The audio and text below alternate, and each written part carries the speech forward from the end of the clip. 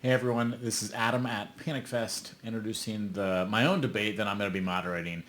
Before we get on the road, I wanted to let you know about a couple hiccups here in the video. One of them is Nightmare Junkhead. They are going to be shown in video that is totally out of sync and out of whack, but we wanted you to have something other than my face to look at during their discussion. So you'll see them chatting almost like it works. It's just a little out of sync because it's a totally different video.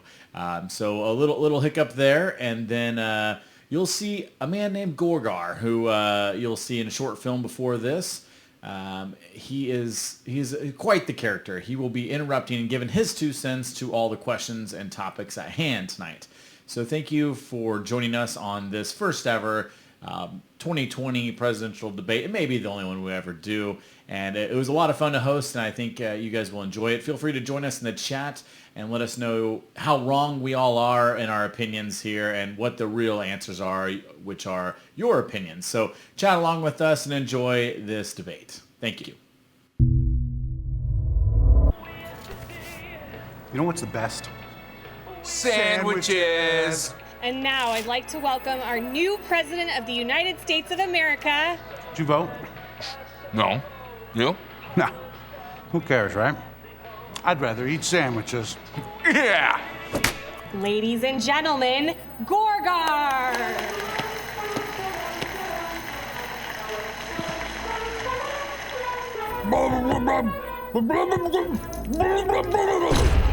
What? Oh, man. You can't do that.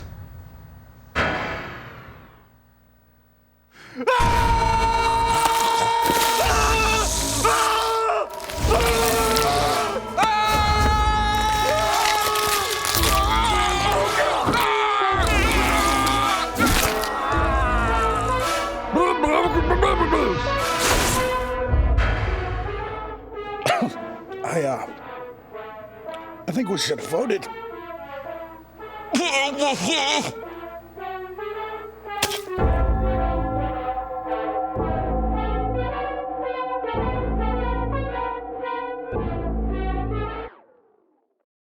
Welcome to the first and possibly only ever Tricks and Treats Halloween presidential debate.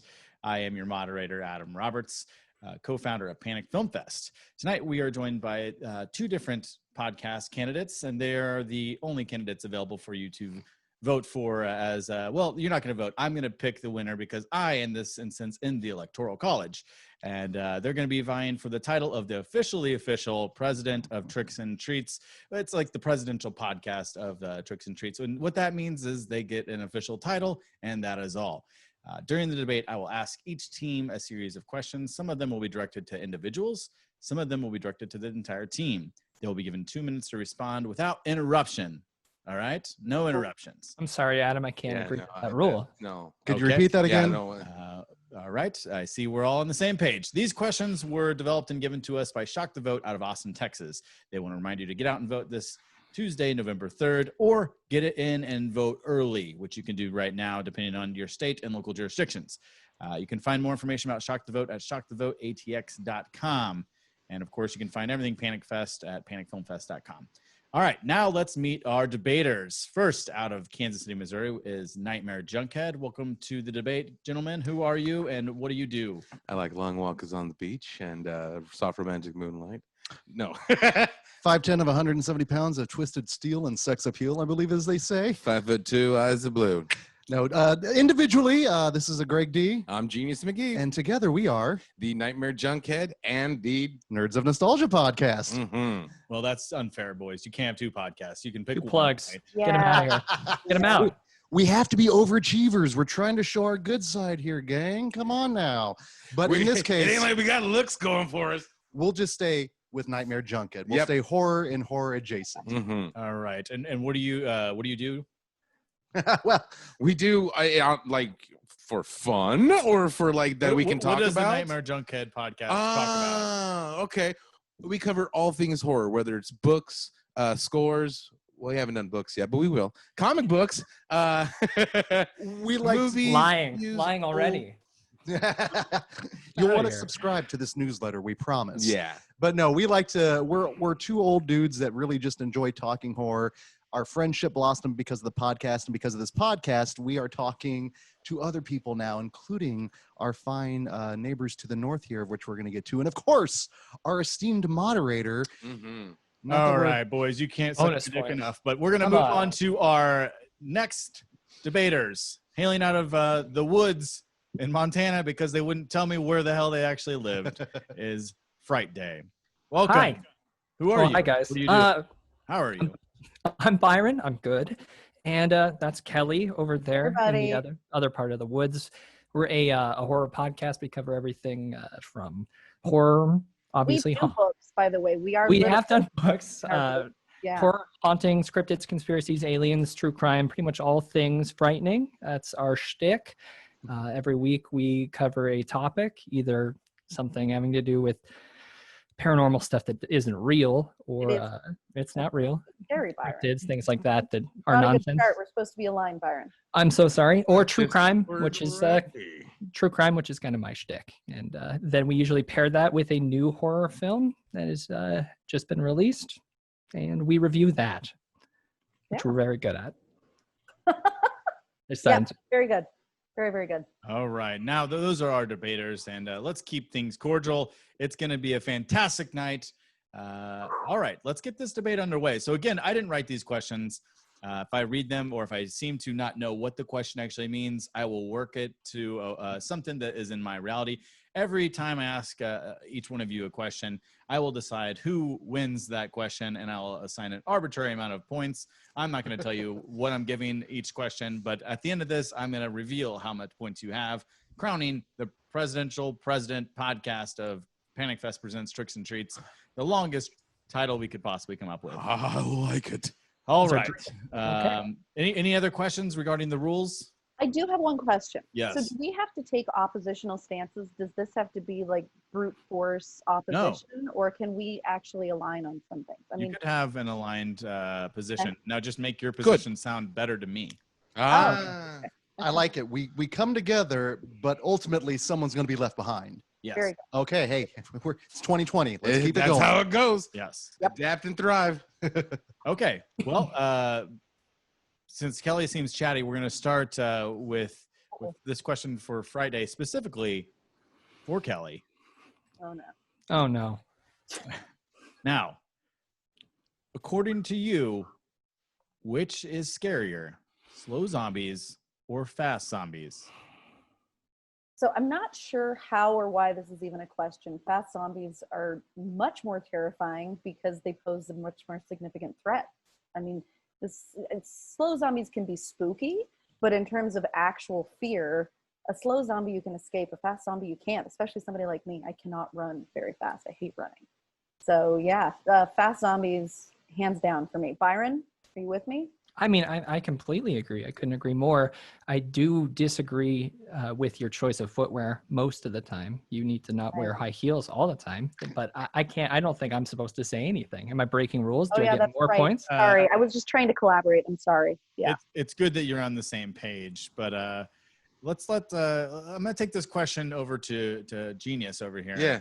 And slow zombies or fast zombies? She says fast zombies, of course. I'm going to have to agree with that because one, slow zombies, you can easily, they're shambly and you can outmaneuver them. And if there's one or two, you're okay. But if you're a portly gentleman like myself, fuck all that fast zombie stuff. I am like a slow moving buffet.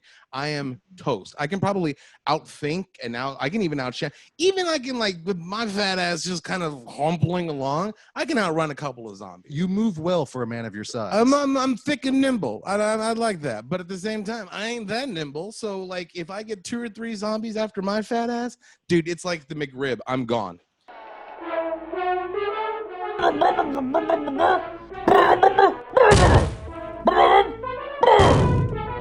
Now, I think what we all might be forgetting here is that there are the slow zombies you typically don't hear coming.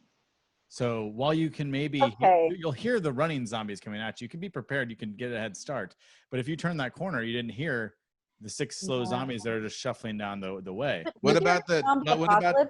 You need to assume there's a zombie around every corner. I mean, I'm not gonna be a moment that you're not expecting a zombie. And also, if you refuse. do hear zombies, like Shaun of the Dead, dibba dibba dibba dibba dibba, dibba dibba dibba dibba dibba. Sometimes. So like, yeah, there's an early warning detection system with slow zombies. With fast zombies, the is like right up on your ass, and it's already too late. May I present a counter argument to the fast zombies, just for the sake of true debate purposes here? Sure, Greg, you have 1 minute. Subtle is scary. Slow is scary. And the things with that slow zombies get you, all of us, is they lull us into a sense of calm. The false sense of security. We establish ourselves, and therefore in movies, we grow to love these characters because they put the zombies in the background, in the periphery, and then when it all comes crashing down because we let our guard down, hubris always gets us. The deaths, the kills, not only are they scary, they're sad because we're invested. That's why you can't go wrong with a slow zombie. The slow ratchet of the tension, plus, I mean, the boards on the window are going to be pushed in at some point. I mean, I agree with the concept, but unfortunately, in 2002, when fast zombies were developed, it just took over. It's just Incorrect. Oh, Incorrect. no. Really? The Come on. first fast zombies started showing up in 1985. Tell me when. The Living Dead. Oh my God! Really? Were Are we they really that getting into bad? this? Absolutely. It's been a few years since I've watched that. Like, are we talking like we gotta see 28 it. series fast, or are we Well, talking 28. First of all, moderate? 28 days later, they're 28 weeks later, 8 days later, they're not zombies. No. They're a virus because you have I'm- to die Oh, first. don't. No, even. I'm have talking to about. die I'm talking first. about the video Oh. game. But I'm in- talking about the video game House of the Dead from 2002. Okay. They were real zombies. True. Well, Mr. Moderator. it is correct. The 1985 Return of the Living Dead, per my 1 second of research. Oh no! Fact checking here, is the first time that fast zombies were ever shown. He's our Daniel Dale of So, horror fact checking. I guess you guys are both tied here. You guys are aligned pretty much in your opinions I like here. that. So what you might not be aligned in is the follow-up question, which is, now that we all believe that fast zombies are the scariest zombie, what is the best zombie film of all time? And I will take this out to a team consensus. Now, you cannot talk to each other prior to this, but you have we to. We disagree. You have to just know. You have to know. And I'm going to take it to the Junkhead boys who are staring at it, because you guys are in the same room. You guys have the ability to look each other in the eye. That's Genius. so not fair.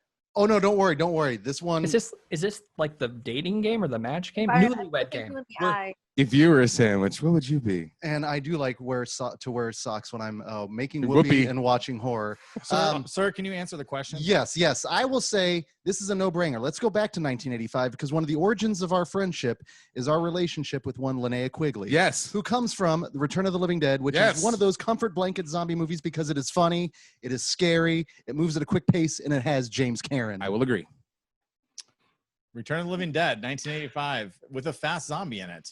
Now, I know. Can Byron and Kelly, can you guys, without using any words, does one of you know what the other one would pick? I know what she would pick, and I partially agree with the first half of her answer, I believe. You can go with. You can go for it. I'm going to say 28 days later, and I know that she is probably going to say. Oh, no. 28 days later, that works. Well, I know what you want to say, and it starts I do with. want to say 28 weeks. It's my favorite. Not better. The score is better. Nope, Godspeed You Black Emperor in the first one's better, but that's okay. Well, Byron. I'm sorry, I'm tanking us on this. I'm going to give them the point because we strategically disagree on this. But it was the birth of that concept of being like one of the last survivors out of the coma. Walking Dead totally ripped off that beautiful concept. The score, that whole scene where he is discovering zombies for the first time. It's great. And before you guys try to argue that it doesn't count as a zombie movie I because know. it's a virus and not the reawakened dead. Yes. Living Dead is one thing. Zombies, in colloquial terms, have come to encompass all sorts of non-living creatures that roam about, whether they are empowered by a virus or empowered by reawakening after dying. It doesn't matter. No. Oh, we don't have time we have to move on. Thank you, Kelly. I think I will take, this is to the both teams. I'm going to start with Junkhead on this one since you fielded the last question, Kelly. Horror remakes, good or bad? And this is broad terms, like, so more yes or more no. Where do you stand on this? Very, very simple. We are definitely more yes on this because we have kind of a very stringent rule when it comes to remakes, because we are definitely pro remake on our policies here. I will say this: for a remake to really work, I think you need a 15-year window, because you need to give the original time to breathe, time to develop a legacy and a following, because then 10 to 15 years later, we can add extra ideas to it to make it relevant to the new time.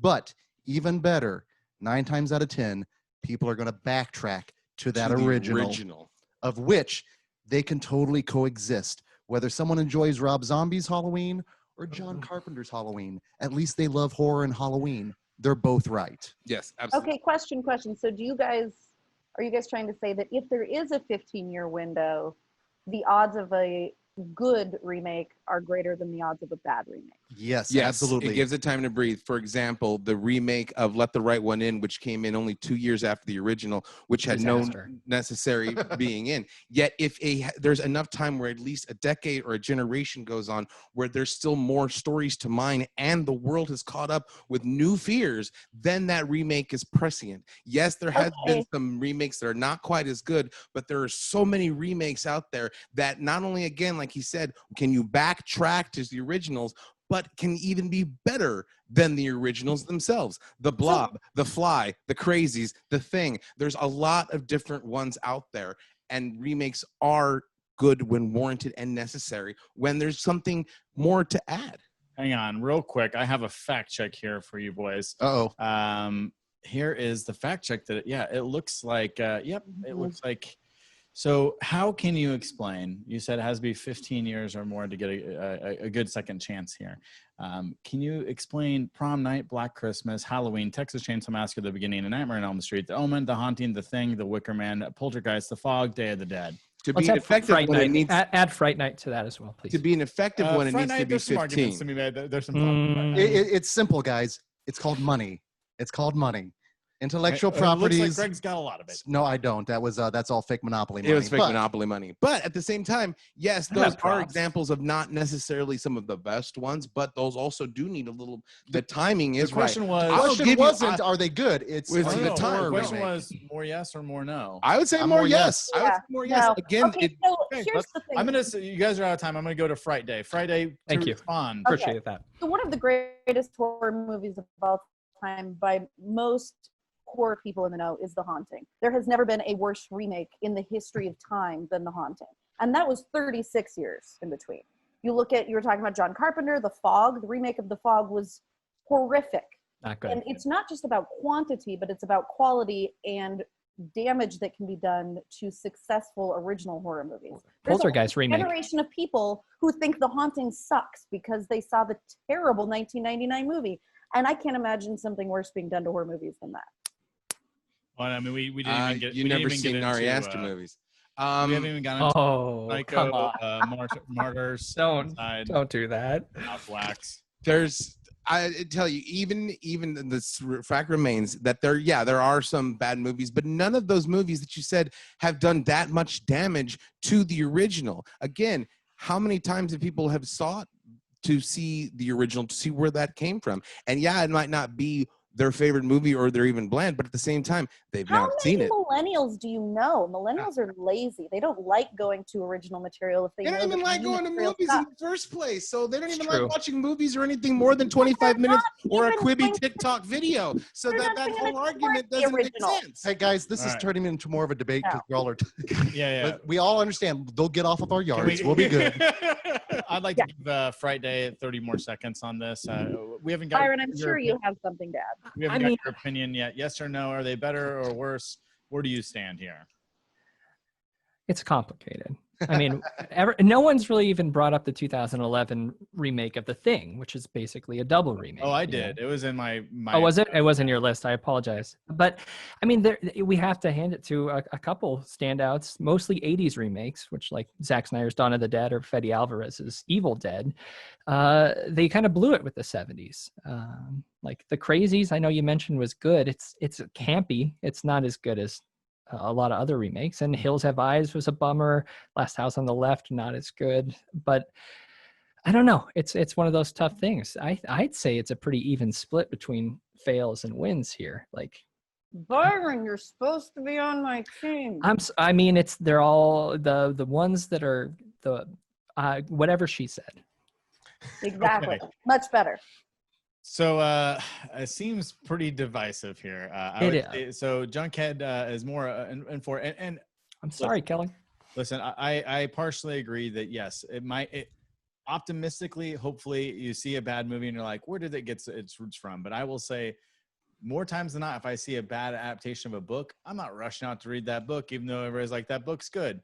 I don't see that John Carpenter's The Fog from 2008, and I'm not like, well, let's dig up the old one. I'm not going to go down that hole again. So more likely than not, I don't think people do go back to Discover. I think if you start with Rob Zombie's Halloween and you think it's horrible, you're probably not going to think very good about Halloween. And your chances are going back, even if people are like, it's so fucking good. And maybe by happenstance, you might see it later, but I don't think people are seeking out. I think that's the optimism in you guys. So in this case, Kelly, you're getting 5 points, and separately, weirdly, from your team. Yeah, just give me -5 and then we even it out. I don't know. No, Byron, shut I'm up. sorry. I'm bad at debates.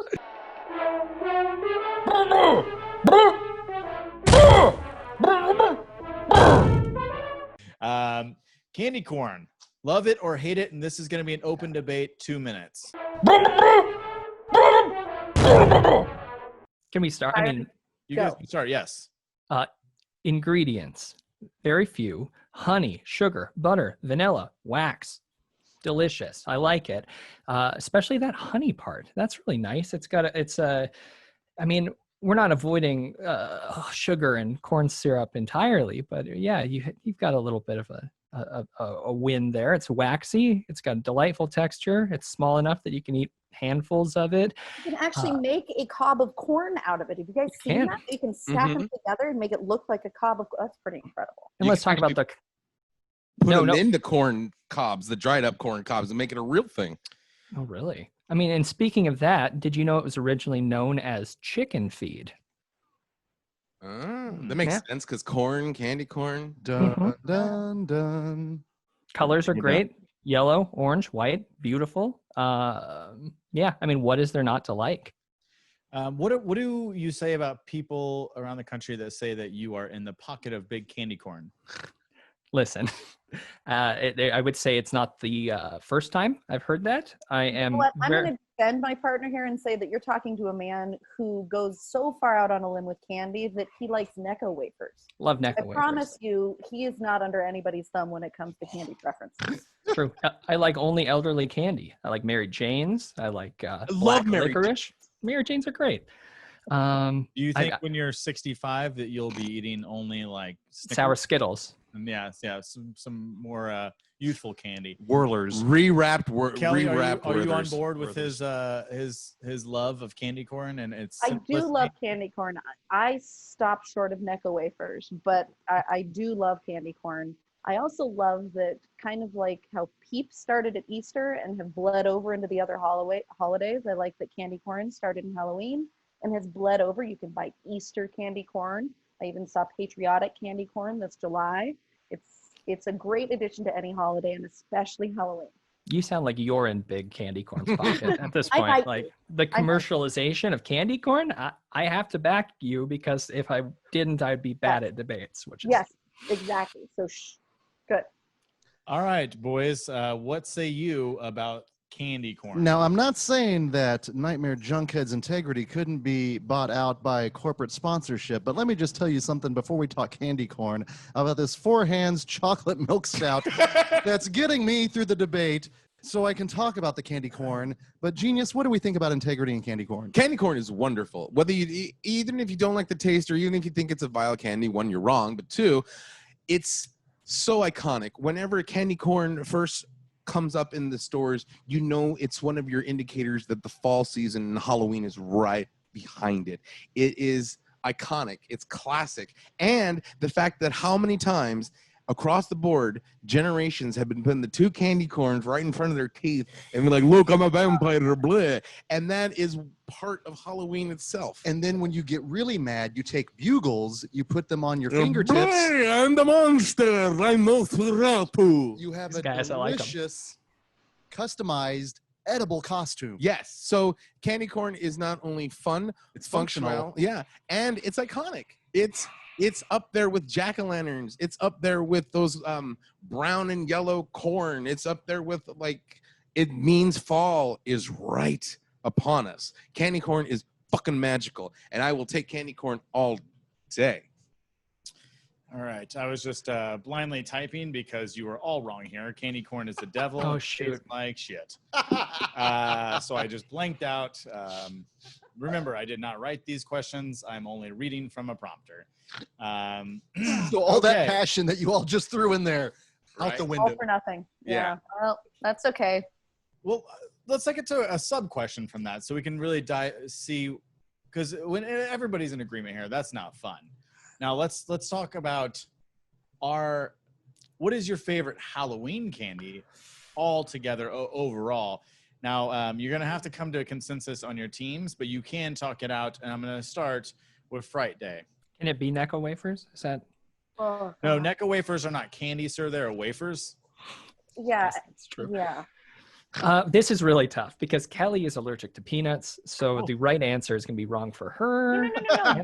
Can't say I Reese's. acknowledge- I acknowledge that peanuts are glorious, especially in candy form. I just can't enjoy them, but that doesn't mean that Like I milk. don't Milk Um, is wonderful. One time I was asking Kelly if she ever had a Mary Jane, and she's like, no, what is it? And I started throwing it to her, and then I realized it had peanuts, and I slapped it out of the air almost immediately because I'm a good friend. You saved me. I would have So eaten it. From Mary Jane to like Rick James, Mary Jane. Ah, slap. Basically. I don't know. What do you have to say, Kelly? It's People tough because Reese's are a perfect, yeah, it's mean, a I have perfect to- candy. If I rely on the word of my daughters, they seem to tell me that Reese's is the best of all the Mhm. candies they get to eat. They say it very bashfully and are really sad for me when they say it, but that does seem to be the best Halloween candy according to them. It is a soft candy, which means you could hide razor blades in it more easily. But I'll take that chance, and I'm going to say that I'm going to say Reese's, and it's specifically pumpkin ones, and even more specifically this year's version with the little triangles cut out for the eyes, which I think is a great addition to that. Not bad. You know, Kelly, do you agree with that? Yeah, I think I do. I mean, it's a bummer. I'll never taste one. Or maybe I will on my deathbed. I'll just go for it. But in the meantime, I'll have to trust everybody else, and it's one thing that everybody has up over me on enjoying Halloween. That's okay. What a sympathetic answer, You know. boys. so We here at Nightmare Junkhead, we run things on a very simple platform for you horror fans out there. The best candy bar, two words, full size. Doesn't matter what kind. Doesn't A matter. full size Snicker bar, full size Answer? Twix, full That's size, not an answer. full size. They're rich house in us. You is- guys are just being the rich house. Okay, Come on. I've given out You're full-size right. candy bars every year since college because that's what you do as a good citizen of any community. But that isn't an answer to the question. No, What the candy is question best was, what's Halloween? the best candy? Best candy is full size. Yeah, it was. What is the best Halloween candy? And Shit. Wow, you are just avoiding an answer, aren't you? You just No, full size, full size. You name any candy you want. Swedish Fish, Reese's Pieces, what fucking ever.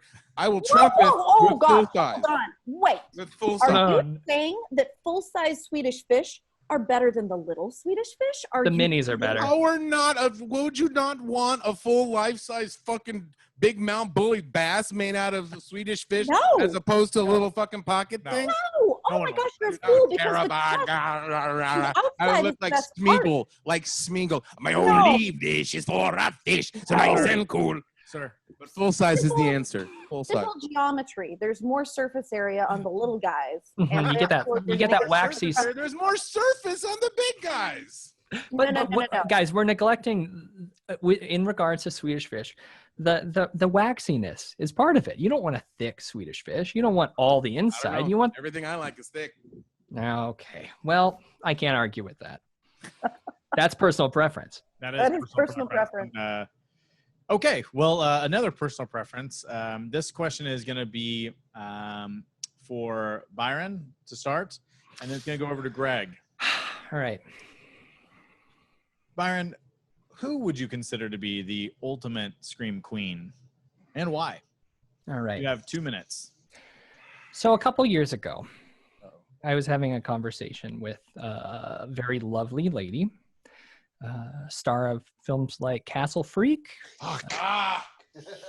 And, you know, I mean, I think you know where I'm going here. A lovely lady named Barbara Crampton. And one of the questions that we posed to her was about Scream Queens. And she promptly told me not to say that anymore. She does not like that nomenclature. So I feel like I'm going to have to just pass on the question because one of the most legendary actors says, okay, fine. It's Neve Campbell. Sidney Prescott is the best Scream Queen. She's smart. She's got a big heart. She's not afraid to love, resourceful, resilient. Her strength increases with every film, but she doesn't do it in like a new 2018 Halloween Laurie Strode kind of way. She doesn't go over the top, and I love her for that reason. She goes against the tropes. It's a perfect example of meta horror. Yeah, Sidney Prescott, Neve Campbell.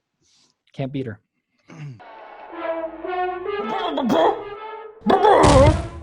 All right, Mr. Greg. D, your response. He says, first, he wants to preface it by saying Barbara Crampton doesn't believe that Scream Queen is politically correct and shouldn't be used anymore. And he firmly agrees that Sidney Prescott, if there were to be a Scream Queen, would be the Scream Queen. I would like to add on to our fine brother and sister from the FRIGHTDAY podcast and our agreeance that Scream Queen is an outdated term. I think, Nightmare Junkhead, we prefer the term genre icon. And to quote Miss Crampton herself, she is not a fan of the term Scream Queen. It's overused, undervalued, and diminishes the work of what the performers do. So yes, absolutely. However, we're staying with genre icon, and we're staying with Barbara Crampton because back in 1985, she gave us Reanimator. You have to go beyond Scream Queen to genre icon, and you go the next year into From Beyond. And even just a few years ago, she is still appearing in films like We Are Still Here, You're Next. She's not aging like a fine wine. She is aging like a bucket of K&B blood, the good stuff. And then let's just say it, she is also probably one of the finest human beings in horror. Sweetheart. Yeah. She is everyone's mother, grandmother. She is relevant. She is providing literature to Fangoria. She is the living, breathing embodiment of what a genre icon is. This is another reminder that I did not write these questions. I'm just reading a prompter. I think the audience has some serious questions about your connections, both your connections to Barbara Crampton and relation to horror icons. Now, Barbara Crampton actually owns the big candy companies that are operating what we do right now. She also gave us the Crampton Crimp in Chopping Mall, which is like your fashion plate, iconic 80s things. I'm telling you, genre icon. Barbara Crampton's the shit. She's a shit. I mean, I can't deny that. Yeah, she's nobody. I actually had a momentary fear when we met her that my husband might leave me. It was a little frightening. She was I swear, amazing. There's a picture somewhere in some attic of Barbara Crampton just aged and gnarled and shit. She's got some Dorian Gray thing going on somewhere. It's right next to the picture of Paul Rudd. Yeah. Oh, yeah. That's okay. Let's move on to this next question here. This is going to be for, let's go with Kelly and Jay again. Will a horror film ever win Best Picture? So, originally the first film to ever get nominated was The Exorcist. It lost, unfortunately. We've came close a couple times since then. Will it ever happen?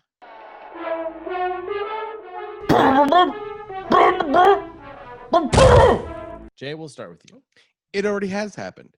It already has. Best Picture for, I believe, 1992 went to Silence of the Lambs, and that is a horror movie. It's about a cannibal serial killer chasing after another serial killer who skins his victims. If that's not horror, nothing is. It already came super close with Get Out. It already came super close again with Shape of Water. It is only a matter of time. Sir, let me remind you that those are elevated horror films.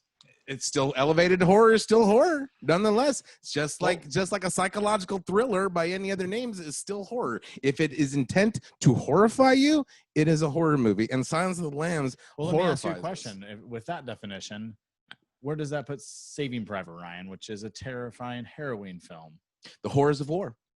So if that wins Best Picture, And that's horror adjacent, but horror come adjacent. But at the same time, it's still Private terrifying. Ryan is not horror adjacent. I love that. I love that scene where he's holding his arm and it's like, "Quee!" That's sick, but it's not. It's not. What's that? It's not Overworld or whatever that. But Overlord. Silence of the Lambs still won. It's still horror. I personally would say Silence of the Lambs is firmly in the drama thriller category and not a horror film. But We say dark thriller? Mr. Moderator, can I just a inject really drama quickly? thriller. I think that's the problem because people don't want to embrace what horror can be. We put these labels on it and we limit everything by labeling. I think we need to embrace the horror. I think we need to understand it's okay to like And horror. I got this mask in the horror section. I do agree that it's horror adjacent, but we're talking. Do you think? Well, actually, So the answer let's is turn yes. this over to Yes. Kelly. Kelly. The answer is yes.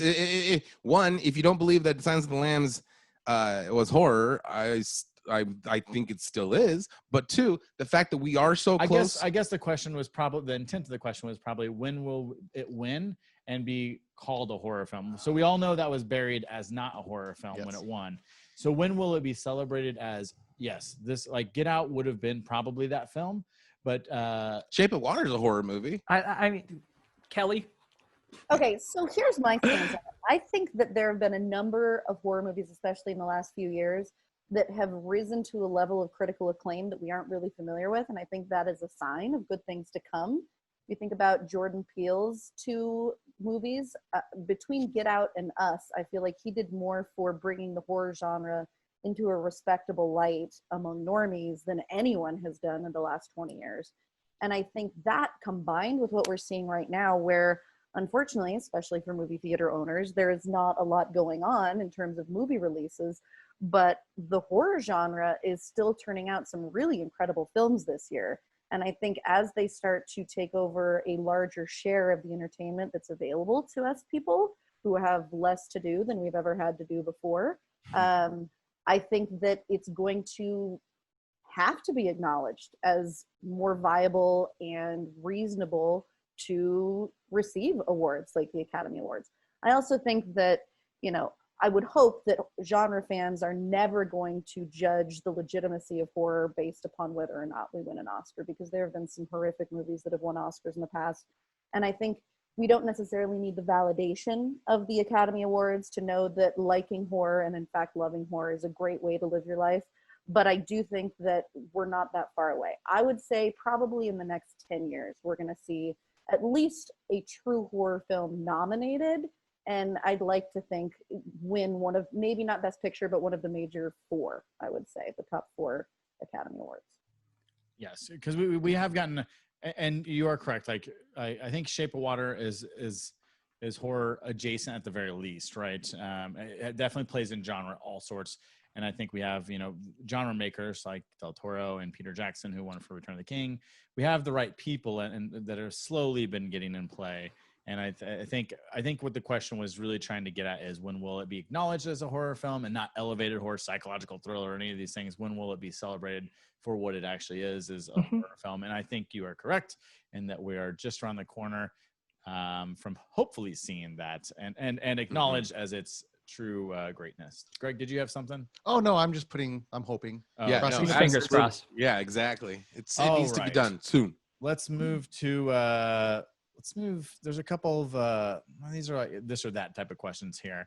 I'm going to give this one to Kelly and Greg.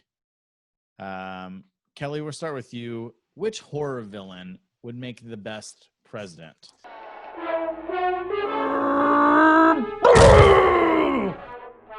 This is Byron's sweating bullets right He now. just lost his Ask mind. me. Yeah. Well, The challenge for me here is I would imagine that with the intention behind tonight's debate, it probably would be counterproductive for me to become political. And so it's really hard for me not to. But I'm going to And that's why Byron's terrified right now. Not good for our Normally- iTunes reviews. Normally he has the ability to screen it out whenever I do that. So I'm just going to bite my tongue and people can, use their imagination for what I would say. But I will go so far as to say that Patrick Stewart in Green Room resembles our president pretty significantly, but he's not very good. So in terms of finding an actual good horror villain president, I don't know. Byron and I talked about this a little bit earlier today, and I kind of think Norman Bates. He stays calm under fire. He deals with some really serious internal issues and is obviously used to juggling a lot of different perspectives. And I think, and he can hold it together in most scenarios. So I think he wouldn't be a bad choice for president. Greg? When you're looking for certain things in your candidates, ideally you want someone that has experience, that has gone through the things that us common folks have. Mm-hmm. So you need the empathy.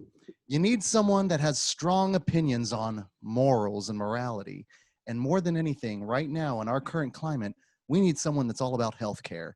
And quite honestly, you're going to get that with one candidate, and we're talking John Jigsaw Kramer. Oh my God, I was just thinking about this. Now, let me just tell you something. Not only is he going to have the greatest slogans as in I'm going to put together a puzzle that we can all solve. Or play with JK.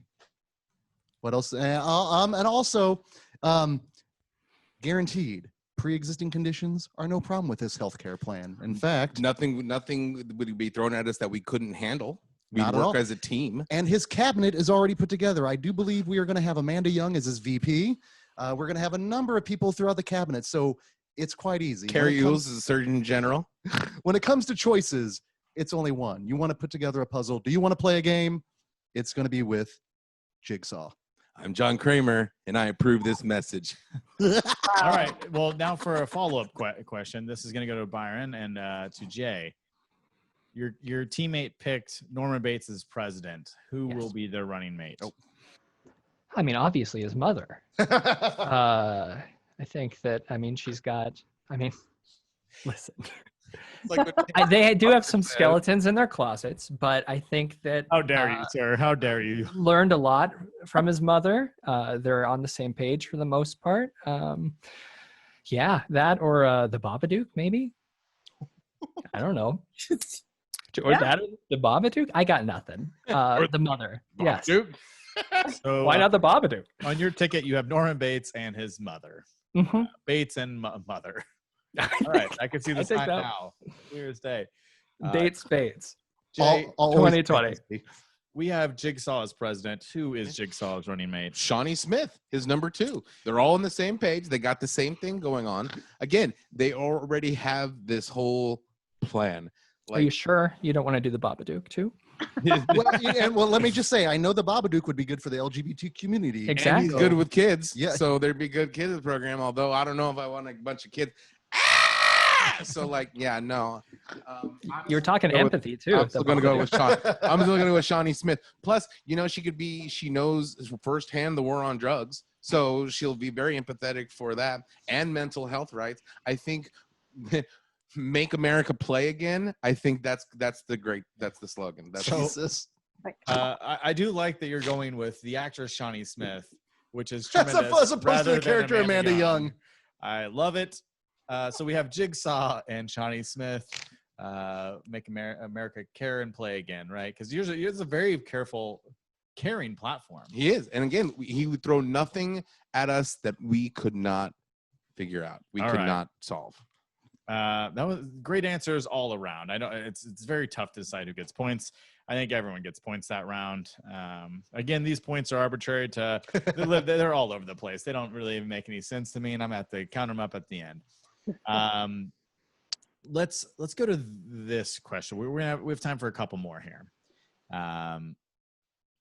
What? No, let's not do that one. Not yet.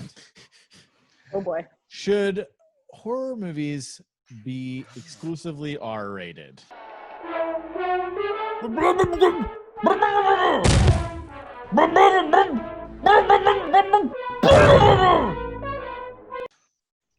Now, we're going to keep this as an open discussion. I'll start with Fright Day? Her first. Yes. Me? Well, yes. Okay. Well, it's an interesting question because actually within our team, we debate this pretty frequently. Personally, I'm a big fan of PG-13 horror movies because I think it encourages creativity in the genre. A lot of the stuff that has to rely on intellectual fear rather than in front of the camera fear can really, at least for me, some of that stuff scares the hell out of me. And I think it does push things in different directions. Now, members of my podcast that aren't me would say It's brakes. You're PG-13 putting brakes on. I'm sorry, PG-13 horror movies, they're always yelling at me, are completely worthless. In fact, very frequently, I will get, when I try to propose a movie for the upcoming week, and if it is rated PG-13, I get vetoed pretty frequently because they assume that it's going to be shit. But, yeah, I think the creativity that's driven. And also, I mean, again, I know that we aren't making horror for the younger audiences necessarily, but I like the opportunity for PG-13 movies to bring in some younger viewers and start training up some of those fans that can hopefully drive the genre in the future. So I think it's important to keep horror from being so isolationist that it's only within the R-rated genre.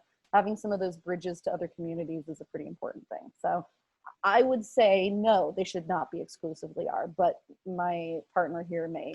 No, I don't think exclusively. I think you brought up a lot of great points. I think starter horror training wheels type films, the ones that are in the theaters, they do get people more and more interested into horror. We can't make it exclusively for black shirt kids, the ones that like the dark stuff. And you look at the torture porn genre in the mid to early 2000s, like they pushed it too far and it was ineffective and it almost tanked things until it tanked things for like almost 10 years, in the mid like 2015 when indie horror started popping up, they didn't rely on gore to get the point across. So I see what you're saying, Kelly. I agree. Oh, thanks, Byron. Good job. Yay. That was nice. That was a good moment. Junkhead. Oh no, absolutely. Everything they said.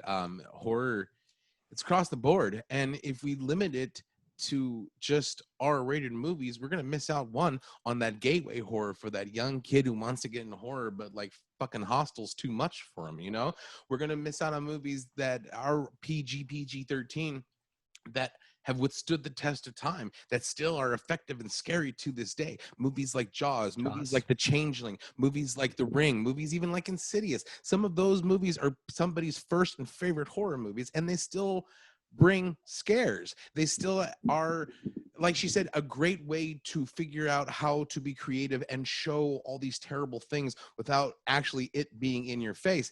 And on a personal note, my niece, who is now just turning 11, really wanted to get into horror, but she wasn't ready for it. And so now that she's getting a little bit older and she can handle things like Drag Me to Hell, like Insidious, like the early Blobs and things like that, that spark her love for this genre. So having movies that are exclusively to R, I think and horror movies, I think would be, as we've seen before, almost a death knell for the genre itself. It needs that new generation. It needs that creativity. It needs that spark, like the limitations of it, a lot of it. So a lot of good horror comes from non-R, and we would be doing ourselves a disservice and shooting our horror genre in the foot by limiting it just to hard R. I'm going to be contrarian and say I think you all are full of you-know-what. I say we go to making horror exclusively R, but my policy is this. Let's make it hard R. So when you see a rated R movie, things are going to get nasty. Things are going to get gnarly. You may need a parent there with you, but let's face it. How many of us, when we grew up, we sought out those R-rated movies? You know what? By making it R, by making it exclusive, it's going to make it, this fruit, that much sweeter. The taboo makes it so much better. But also on my platform, if we make RR, we take PG and PG-13 back to 80s PG and PG-13, which means once or twice in a PG movie, you're going to see or hear something that you probably will need a parent with you, but it's okay because it's PG and 3 in the afternoon. You'll get to your rated R movies soon enough. I'm done. So then there's R and then R plus. Exactly. Yeah, I was just going to say, if you're going to make that argument, what about the post R? Like, I don't know. 17, NC-17. That's what I was going to say. Is all horror films should be NC-17. Okay. That's it. Nope, Byron, that's the No, opposite. I of what we're backtrack, saying. and I'm Back sorry. off. I don't know the exact quote, but I believe Alfred Hitchcock said, "What isn't seen is more scary than what is seen." So, what your imagination comes up with is going to be scarier than anyone else could put in front of you. So, Yeah, absolutely. Okay. I have a couple. I'm going to do a speed round here in a second. Oh God. Well, we could do it now. Actually, I feel like I'm ready. And so by speed round, I mean we're going to get 30 seconds to quickly state your case for which of these is better and why, and as quick as you can. So I'm going to start. I'm going to start with Jay, and then I'm going to go to Kelly for the same question. Then I'm going to start with Kelly, and then go to Greg, and then Greg to Byron, and Byron to Jay. I wasn't paying attention. So you're going to do 2 in a row, basically. That sounds like a weird after we human start. centipede. Let's So Jay's yeah, going to start, that's- Kelly's going to do 2, then Greg's going to do 2, then Byron's going to do 2, and then back to Jay. Okay. All right? Okay. They're going to be quick, and I think I have enough. So how many is that? That's 6. Wait, I wasn't implied we would be doing I'm math almost tonight. I have enough. Okay. There's going to be 6 questions. Each of you are going to get 1 of these questions per round. Okay. Adam, can I just say you're doing a great job? I'm trying my best, guys. Listen, I just changed I changed the game. Is what I did. I changed some shit. I'm fine with that. I think Adam's great, and if he doesn't give me points for that, I take it back. Well, yeah, I'm doing the best any of us could do here under the circumstances, which is we're all trapped and we need to be let out as soon as possible. Okay, so I feel good about this. All right, Jay, 30 seconds on this case, then we're gonna go to Kelly for her rebuttal. Mm-hmm. Trick or treat or trick or treat? Ooh. Sammy or Sammy Kerr? I'm gonna go with Sam. Sam, anthology movies are fantastic. Trick or Treat is one of the better new anthologies to come out. Instantly made an icon out of Sam. He's only one movie and people have tattoos. And yeah, some people might have tattoos of Sammy Kerr, but not as many as people who have Sam. He is the embodiment of Halloween, and it's just so much of a fun movie.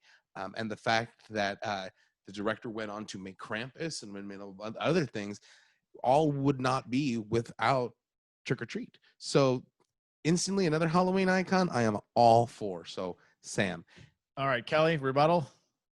I'm afraid I don't have a rebuttal. I completely agree. That was one of my favorite horror movies from the last 15 years, I guess. What year, Byron? You should know. What year did this come out? 2007. 2007. Okay, good. So I came in. It was one of those that doesn't happen very frequently for me, especially now that we watch horror so frequently. But I just stumbled upon it. I had never heard of it. I watched it, and it was one of those gems that I had no expectations going into because it was a discovery, and it really renewed some faith in not just horror films, but what anthologies can be. And I love it. I can't argue at all. There's no rebuttal. It's a great movie. It definitely wins.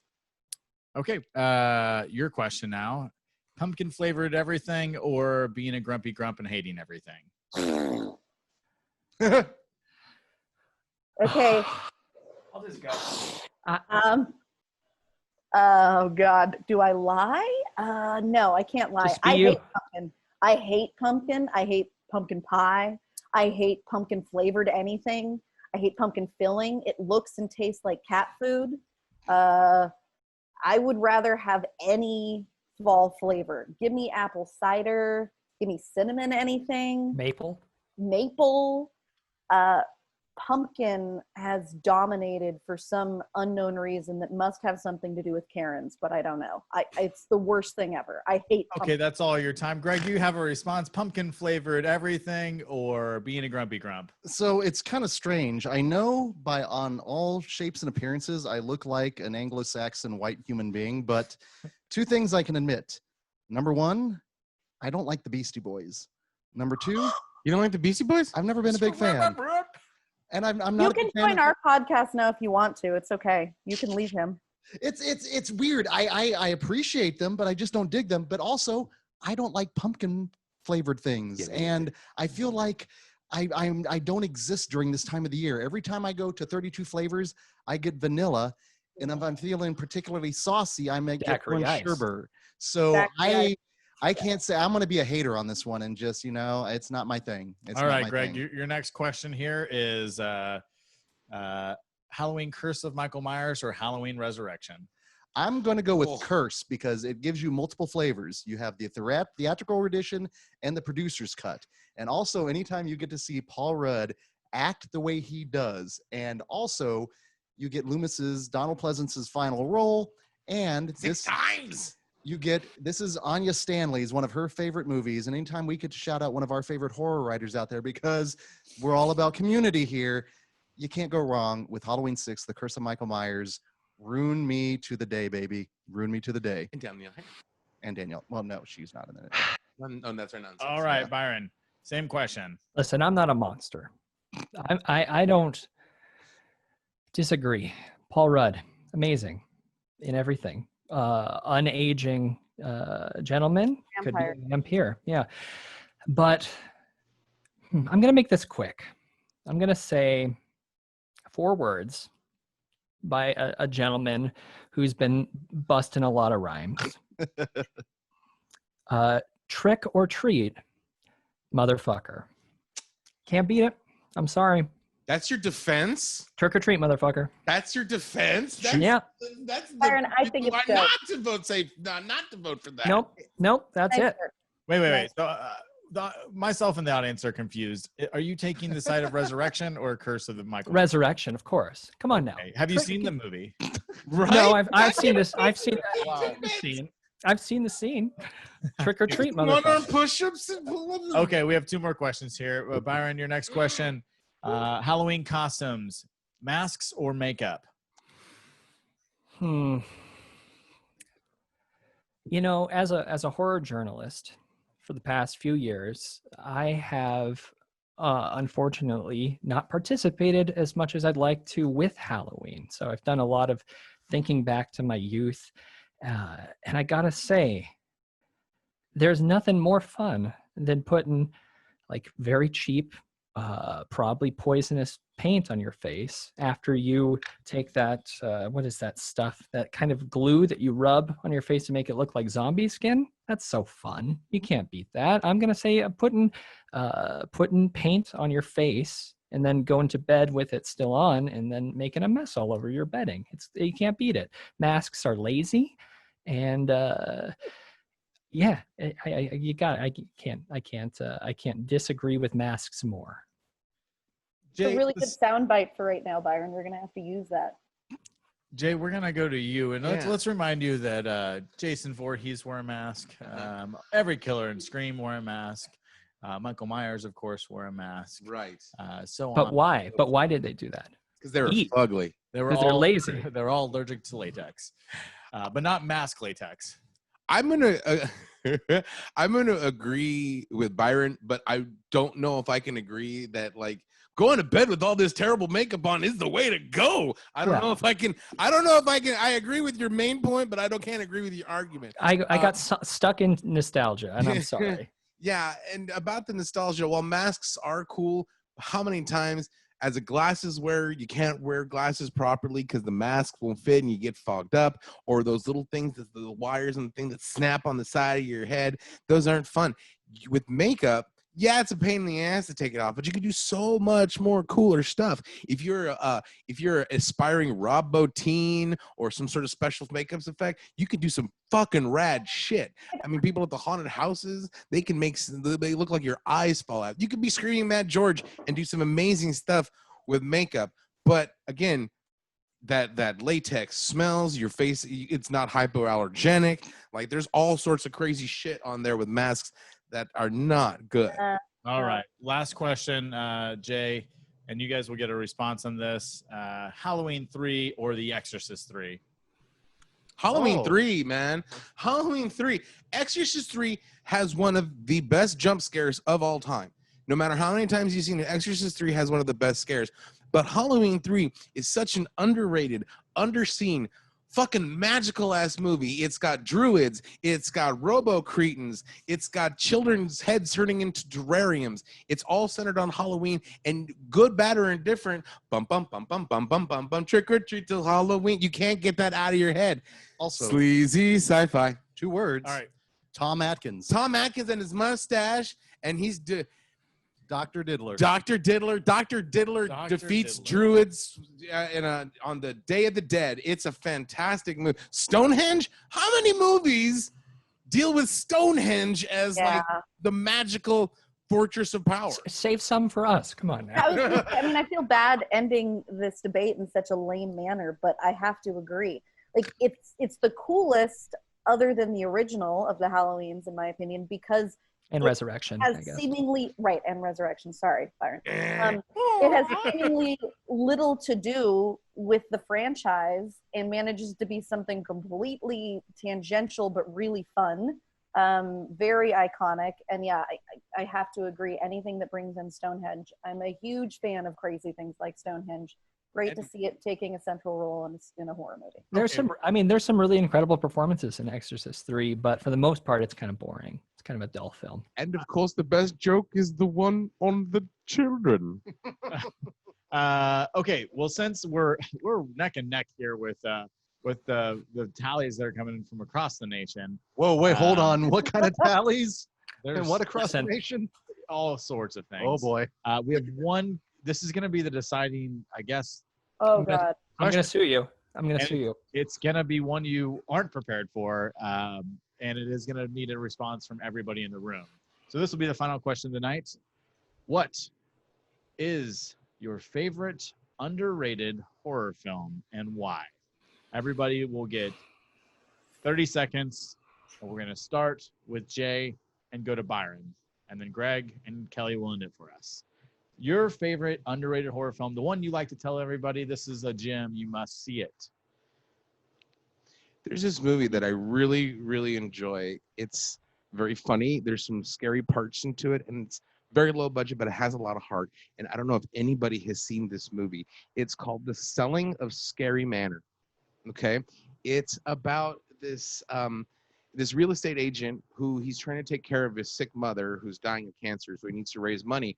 And the only house he can get to sell is haunted, like extremely haunted. And so it takes him and his goofy friend, and they try to basically what would be like if I really tried to rehab a haunted house. It's very, very funny. It's got so much heart, and it's extremely well written for a movie that nobody even knows about. The Selling of Scary Manor is a fantastic, underrated gem. That and Madman. And you can watch, it's called The Selling now, it looks like, and it's on Amazon Prime. And if it helps sell it for you, it's got Barry Bostwick in it. As a hilarious as the Exorcist, as the priest exorcist, and he just chews up the scenery, and it's wonderful. All right. He's got The Selling of Scary Manor, or The Selling as it's known. Byron, what is an underrated horror film? You didn't have to go that underrated, Jay, but he went for the deep ones I've ever heard of. I'm going to pretend like my mic is frozen and pass it to Kelly while I think, because I'm like struggling. What? I'm sorry. I apologize. Okay. Well, I've got mine.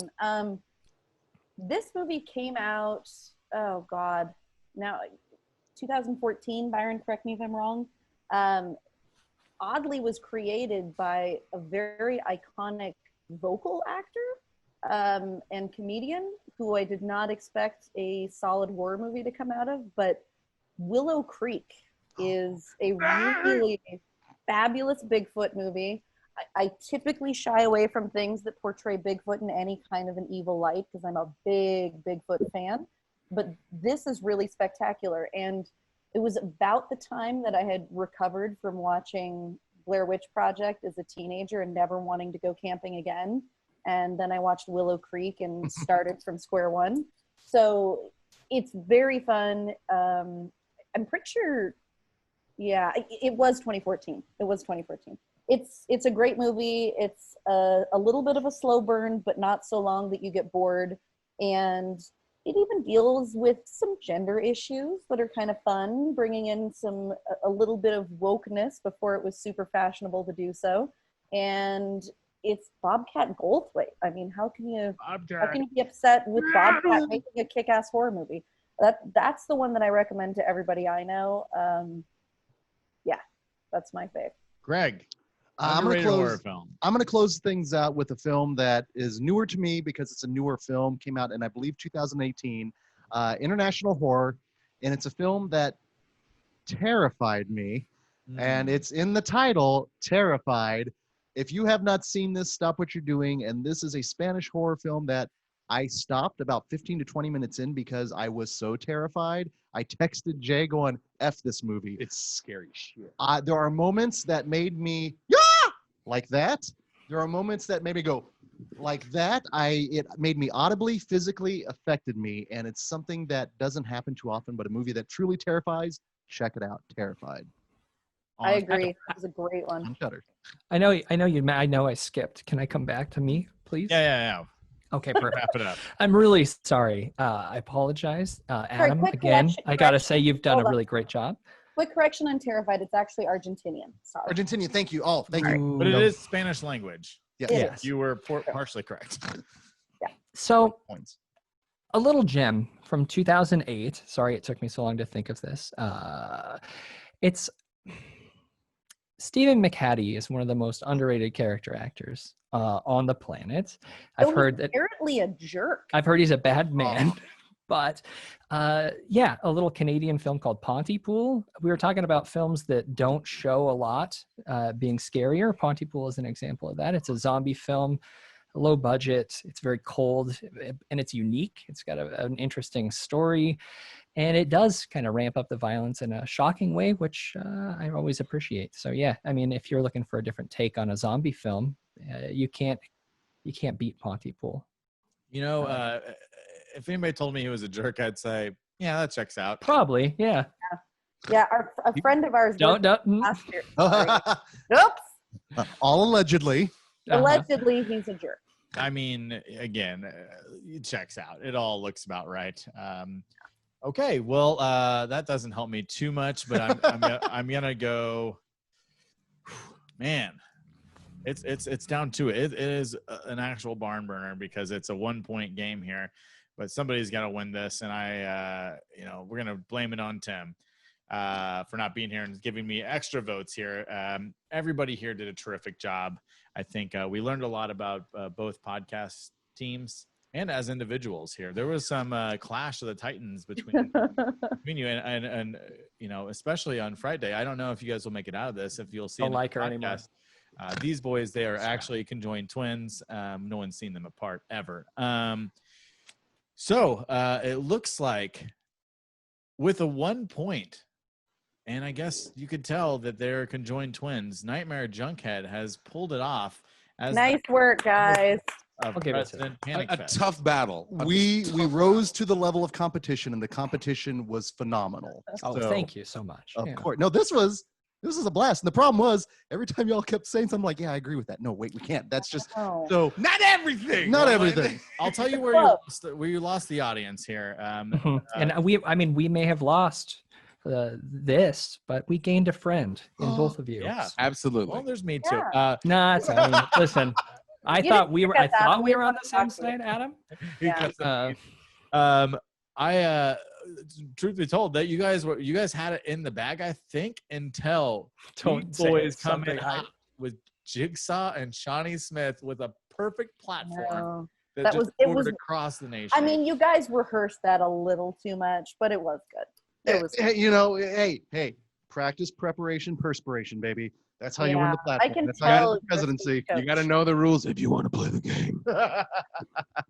Well, I appreciate everyone spending this time debating some fun topics here. But it is no joke. You should get out and vote on Yes. Tuesday, November 3rd. Whatever your stance is, it's your obligation, your duty as a citizen of this country to get out and go vote. And you can do it now. I'm sure there's a way you can do it in your neighborhood, in your city, in your state. So find out how to do that. I believe it's govote.org, I think. Something like that. Don't let anybody stop you from voting. Anyways, No. there's a way you can find out online, and I'm not the first and last to tell you. But happy Halloween, everybody. Thanks for joining us again at Panic Fest Tricks and Treats. And where can people follow Fright Day? Oh, we're at FRIGHTDAY on everything, frightday.com. I'm at Byron McCoy on Twitter if you want to just hang out with me since the podcast is over now. I guess at Kelly FRIGHTDAY is how you can get in touch with her, I'd imagine. Yeah. Byron, there's a burning question here the audience needs to know. Are those compact discs behind you? And if not, why are they not? I wish they were all compact discs. Yeah, mostly it's my collection of Goo Goo Dolls albums. No, those are DVDs. For people who don't understand what that is, it's physical media. So there's a way that you could watch films not just on your computer. Is the shelf on the bottom your actual collection of Goo Goo Dolls albums? Yeah, of course. That's Okay. my singles of Baby's Black Balloon. Well, that's not the best one to choose from, but Come on, we all know that Boy Named Goo is the best. Boy Goo Named Dolls Goo album. for forever and ever. Yeah. Boys, where can I find you guys? On Twitter, Nightmare Junk. Facebook, Nightmare Junkhead. Just all things social media, Nightmare Junkhead. All right. Well, thank you all so much for Thank you guys for so joining me. much. That This was a was blast. an honor. Yeah. And this was fantastic. This is why horror freaking rules, genre agree. rules. Support your local festivals, your local theaters, support your local horror fans. Just support people. Let's get through 2020, people. I agree. And we'll see you in real life in 2021, hopefully. Yes. Yeah. You guys All got a right. place here in Kansas City. That's Yeah, it for same tonight. here in Montana. That's it Good for place us to here be tonight. apocalypse. Let him finish, Kelly. Sorry, I know. Good night I'm from so Kansas City. Good night from the woods in Montana. We'll see you at the polls. Dun, Thanks, dun, guys. dun, dun, dun, dun, dun.